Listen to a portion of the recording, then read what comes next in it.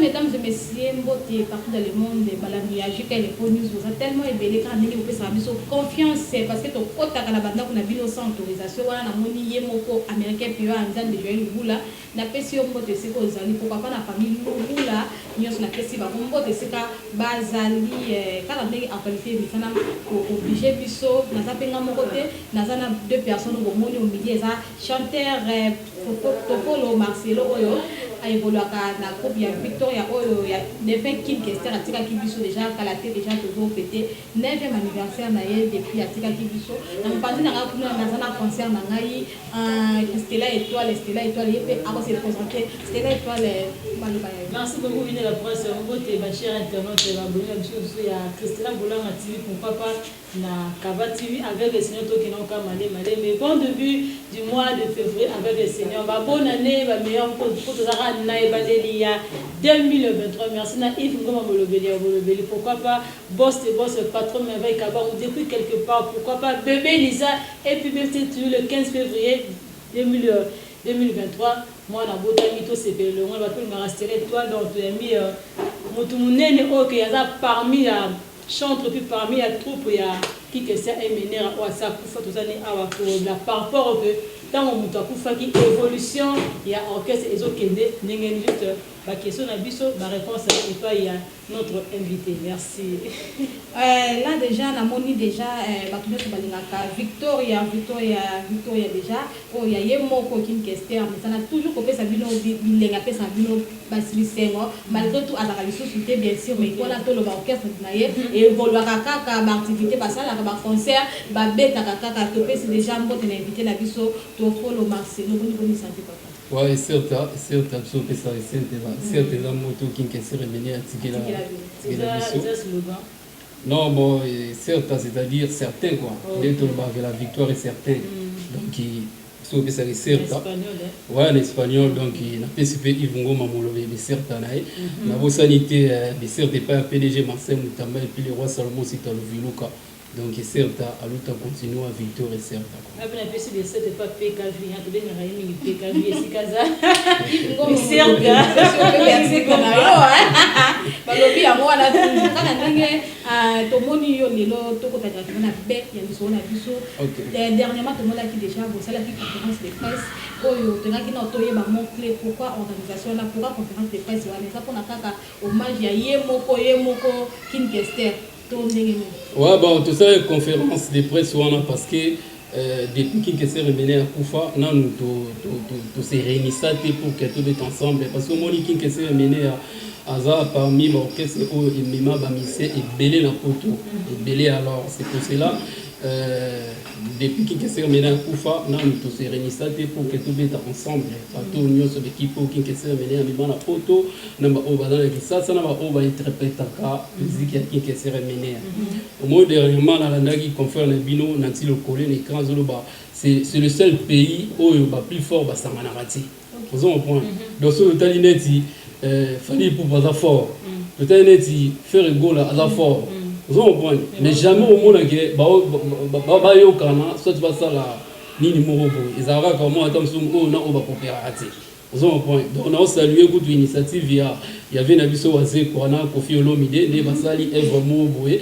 Donc ça lit bien c'est comme ça dans d'autres pays bah évoluer bon. Moi Michael Jackson na Johnny Hallyday bah ça va plus fort.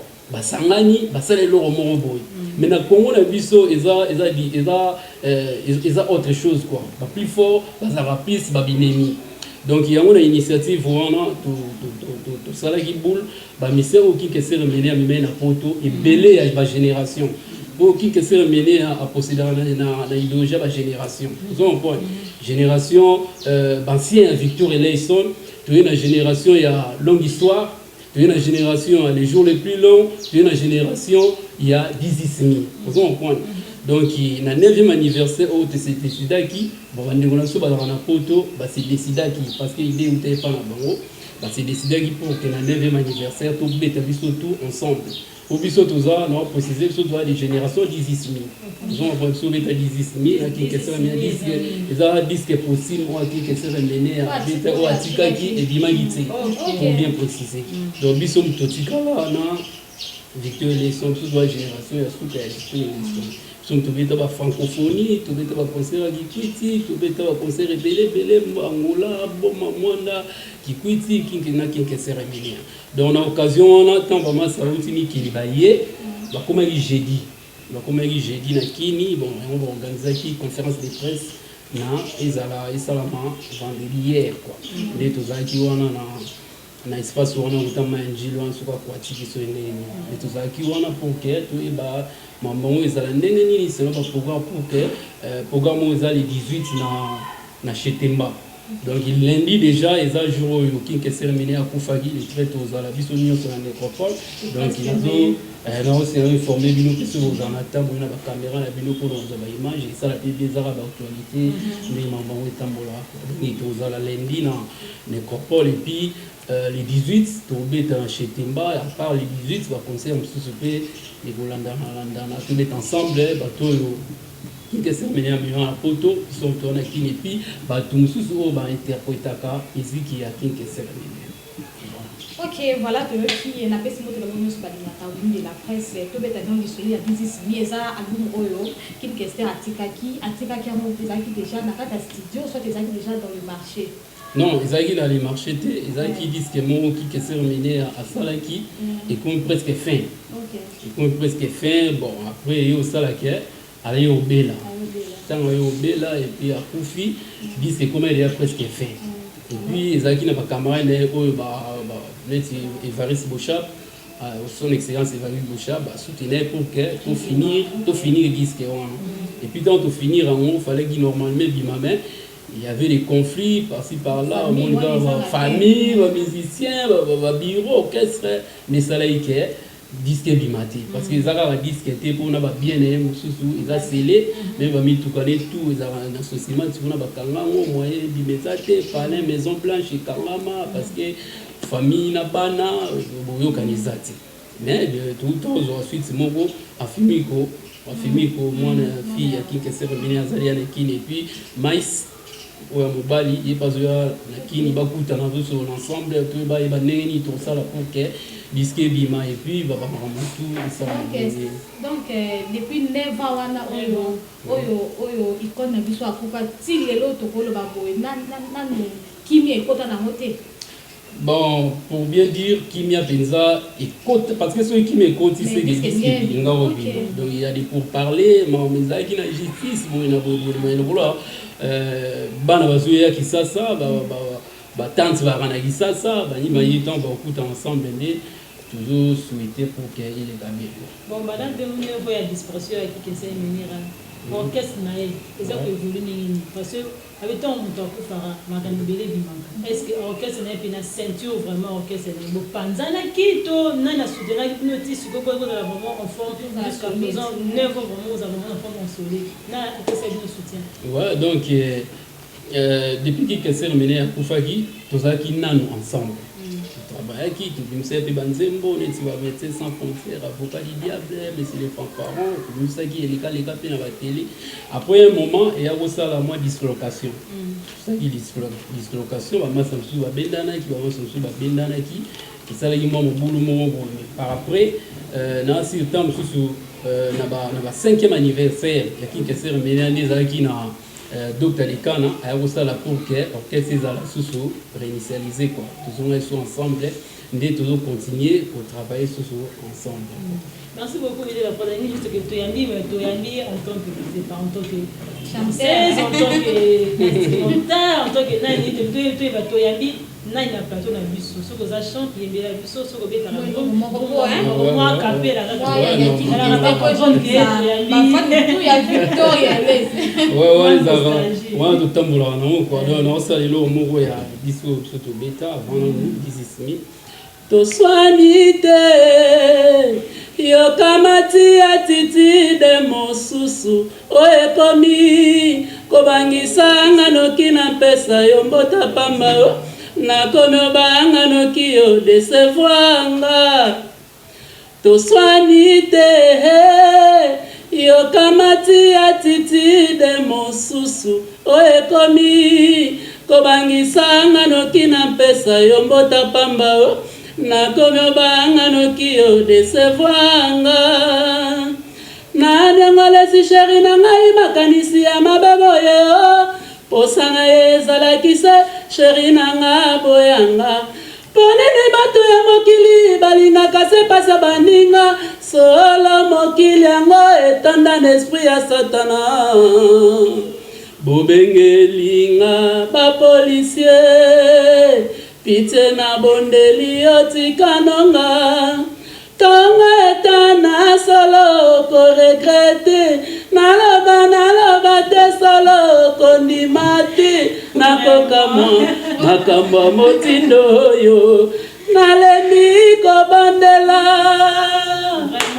Mais c'est pas toi quand même. Oui, qu'il a coquillé non, il a là, tu raisonnes hier mon pot. Vraiment. Je n'ai pas hier mon pot pour parler, mais voilà pédaya. Je vais pouvoir en tout cas vraiment. Tu vas dire moi na ça quand c'est ma bombe. Nzembo les ans nzembo ya 10 disque pour 6 mois qui s'est remené dimanche. On va biso to emba ngo to beta on concert 9 ans plus tard disque dimanche. Disque dimanche donc ça fait mal quoi, ça fait mal nous ça là tout ça dit aussi parce que avant tout si ça dit que on a au moins qui s'est remené ba œuvre là ils aura tant peu bimant. Donc ce côté studio donc rosa bo style studio bo yembi ici les ingénieurs pas c'est bon il pas occupé en tout cas cette fois-ci c'est bon. Mais tant qu'il n'a pas là il y a eu qui avait dit donc dans le studio dit y a un hôtel dit ingénieur en foot à séance ça fout fait là on a bah effacer tout au panel. Hier on a procédé bon donc tout bandé là 3 fois. Ok, tout comment, tout comment qui va. Les gens moment où tout souffrir dans notre disque mais malheureusement Dieu voulant, on a la grâce pour que tu vas comme ça là tout ça là. OK. Voilà, ndanga kosunga toujours grand dégât mais ça na kosunga c'est pas artiste na biso déjà ça awa olobi 9 ans ezake belé parce que 9 ans na kotala ba belé pe musu wande ko boa ka musu pe musu ba kufaki. Et ouais, mais on est dit vu absolument mon ami qui d'ailleurs donc basé belé ba ko ba dédicace wana pour longola parce que 9 ans ça date. Pour longola ba ko wana ça bon je ne crois pas parce que net disent que veut le papa chéri ba tout ça ba kufa mais babimiga donc il faut zona suna ba studio ça prend le temps souvent pour ça ma sala me bima et ça ba ma tout le temps sur ko benda ba contraire ko benda pe ba corps voilà toyebi na 2023 balu me belé et bimaki et puis au fabrica sa bimisaki non sibi to ke to ya Koffi Olomide to ke to ke côté ya papa chéri par rapport yo aux artistes au tal rapé bato par rapport ya classement vraiment au bedo monique non au yebela asali musala na ya non bon parce que faut pas cacher la vérité quoi. Tu t'es organisé à Fali dans la minute il faut le dire so boy c'est bon thème la minute où nous avons gagné et ça Fali c'est pas comment il peut bizorbi bizorbi il a fait ah t'es bon faire c'est grand bon les bisons bon le titre né na éviter mais donc il fait c'est un peu ça on a bien mais pour bien dire tu là la vérité là on va dire que na compte faire c'est grand chanteur faire ça peut être bien mais sauf que tant sous là on va bizorbi mais nzembo ya notre tigre ma beaucoup mila ici mon mais obeta makasi ya tigre pour musique dans le monde dans la page mais on ça la single na single là inosbi ah mais inosbi avec une carrière les a bien par rapport te botulinga nani au chapeauté botulinga nani à au chapeauté voilà merci beaucoup c'était l'ambiance de notre plateau fidèle également de partout dans le monde tu éviter ton commis déjà parce que là on s'est allé déjà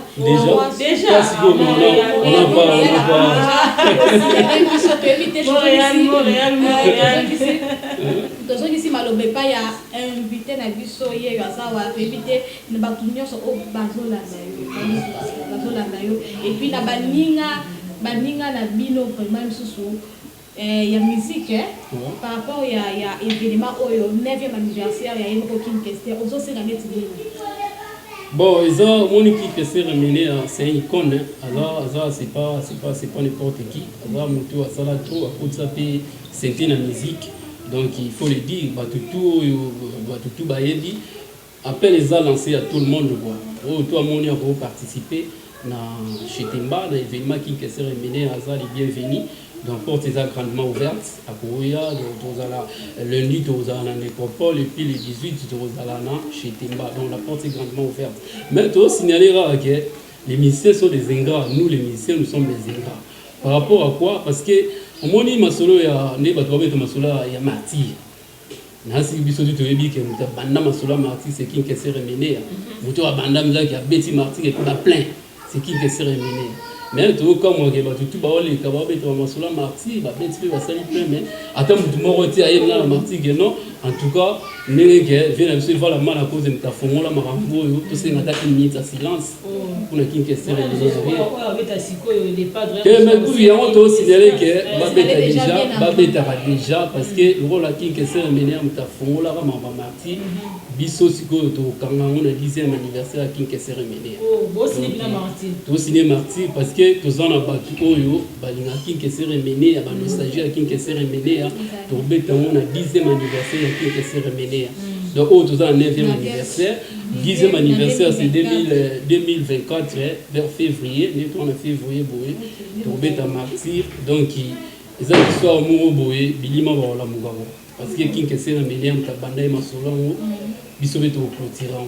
Donc toi moi on dirait ma mo boy mais je dis vrai et puis j'affirme que ezala donc il peut tout le matamaka les tikala.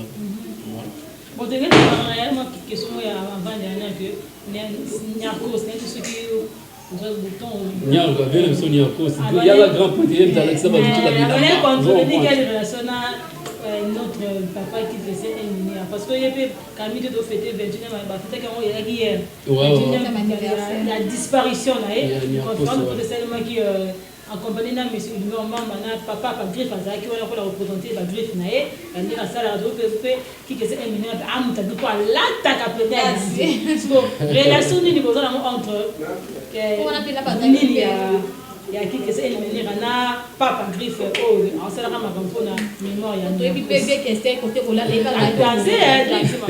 déjà papa griffe vient na biso Boulantoul, les grands gantis, les grands Boulantoul. On a vu avec tout ça, parce que monsieur Sougou, tu as vu que ceux qui quand c'est l'anniversaire, il y a un cost au bêta qui na 7 millions dans la place commerciale. Donc papa Grim fait relation d'Arabie. Il n'y a pas à moment, mais bisous et moi à rêve.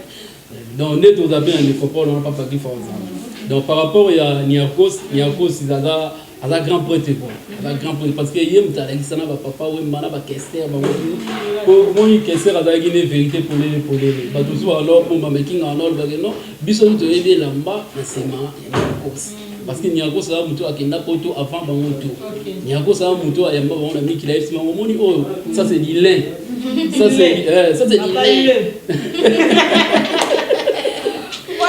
Donc maintenant, signaler que tout ça dans un moment tout ça ici, le PDG Richard Magico, ils ont les canalités qui pèsent ceux pour introduire les invités, qui pèsent donc le PDG Richard Magico, tout ça dans un moment il y a au niveau, on a ça vocalement, il y a mystique donc il continue à YouTube donc il peut se dire milliers de la vie donc et ça là bientôt là et dans les carrières à la télé, moi si temps sur le dimanche déjà à lancer et dans les carrières à la télé. Donc on a peut se peut-être pas il y a les rois Salomon si tu as voulu Viluka, les rois Sajil, les rois c'est des PDG Marseille Mutamba, il doit faire du Yambuka, na bosani. Ouais bon pour nous OK pour nous contacter moi il y a petit plus 243 89 79 190 20 plus 243 89 79 190 20 pour nous avoir un compte Facebook au petit Marcelo Mbomba aux un compte Facebook TikTok pour TikTok mais quand on va mourir TikTok Maramutu donc voilà. Voilà, merci beaucoup. Nous sommes pratiquement à la fin de cette émission. Un grand merci à Idro Mamoumoubélien parce qu'il y a un message pour la Bisso, à l'Andara Penda Bisso. Un grand merci à mon réalisateur Izimute, on a fait si. Yo, merci Bissika Ozani. Merci infiniment à notre invité pour papa, à ma concert, c'est là étoile, la suprême, je ne sais pas. Ma dédicace n'a rien à plus na famille qui est famille qui est déjà papa qui est n'a fait son mot de ce que vous allez. Bon, on y a ce de la presse. C'est génial, je ferai un appel sur votre épisode aux amis. Pourquoi pas celui qu'on appelle, hein? Il y a le tout, on appelle sur votre Merci beaucoup, Winnie, de la presse, parce que moi, il y a la merci à Bakba, merci à Patron avec Kabango, merci à Kaba TV, et puis Christella Boulanga, vous s'abonner, vous commenter, vous allez vraiment bien.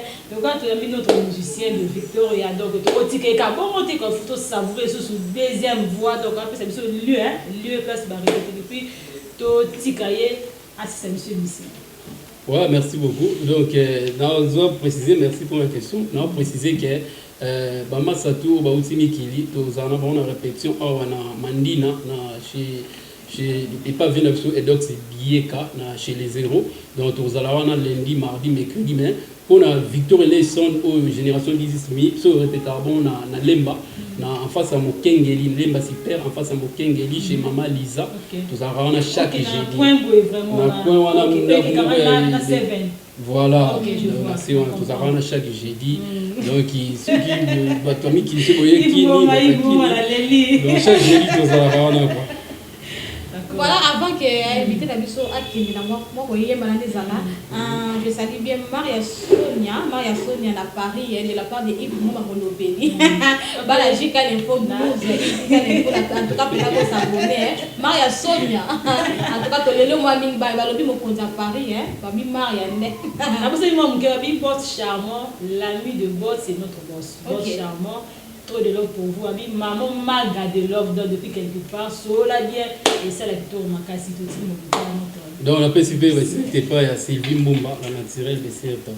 Ezalaki mokolo ya nkembo na Nzambe baninga oyo tozalaka na bango balingaka ngai mingi ekasi moko azalaki na motema ya mabe akendeki kolinga oyo ya ngai fololo oyo nalingaka na motema nanga oyo ya botembete naboyi kokumisa mabe koliboso bwanga o bami boya poto bongisa ya biso bolingo oyo botembete mami ya mabe mani bakotianga pene ya moto lokola bakoitaka misina motalaka ebale ngambo na ngambo masuwa ememinga etikinga na katikati ya ebale mbonge o eyaki na makasi ebimisi mongongo ya mave. J'ai perdu ma femme, ça la voix méritée sur les autres branches, les rossignages.